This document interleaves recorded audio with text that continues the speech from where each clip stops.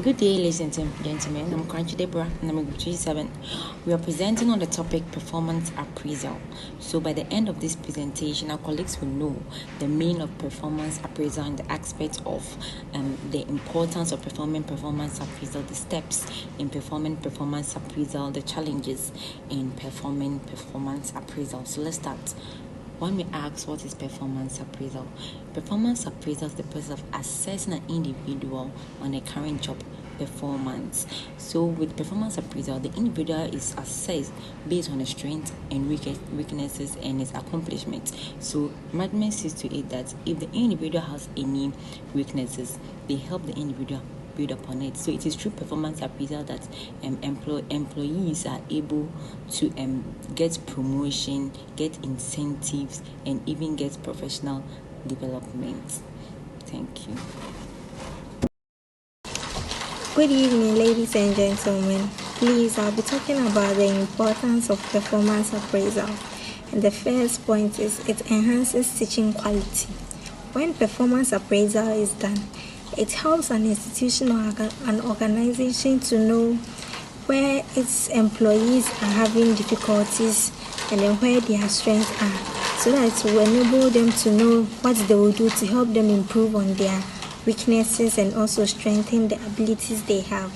An example is the course evaluation we've been having in our school.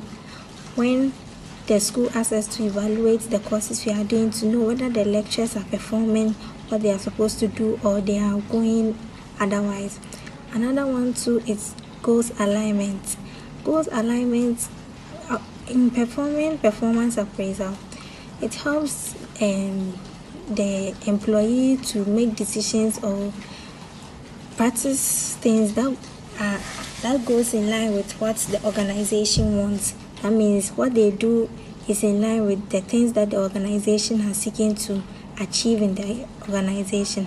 Another one too is informing employee decisions. Performance appraisal helps us to know those who perform more in an organization. For example, if you need a promotion, you will be able to know the workers in the organization who are to be promoted and those who are to be stayed. Thank you. Hello, I am Stephanie and I will be discussing some of the problems concerning conducting performance appraisal. One of the major problems concerning conducting performance appraisal is subjectivity and bias. This can happen when the evaluator's opinion can be influenced by his personal preferences and feelings about the person he's evaluating rather than positive criteria of the person. This can happen when sometimes just one negative attribute of the person the evaluator is evaluating, just one negative attribute of that person can affect his general evaluation about the person, or just one positive attribute of the person can affect his general evaluation of the person. Also, sometimes an evaluator's opinion about someone can be influenced by their background. If they share similar background, maybe they are coming from similar tribe or something, it can sometimes affect an evaluator's opinion about the person he's evaluating.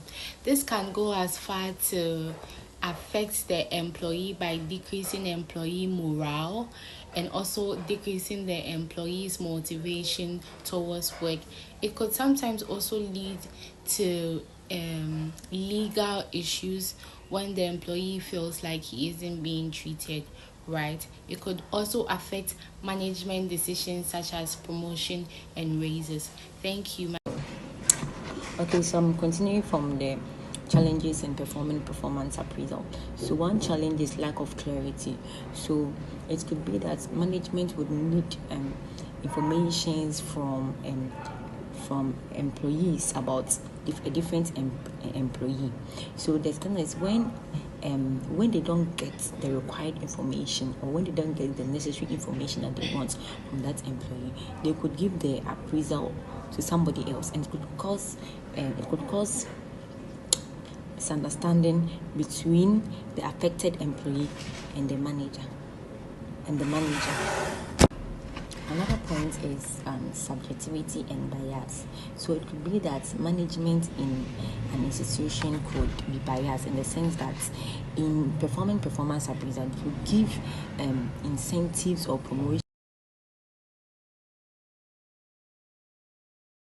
So they could give the incentive or the promotions to the one they like or the one they think is okay for the promotion. Meanwhile, we have people that actually works very hard and they are the ones that actually deserve it. Yes, so that's it. Thank you. So we'll be talking about the stages or steps of performance appraisal.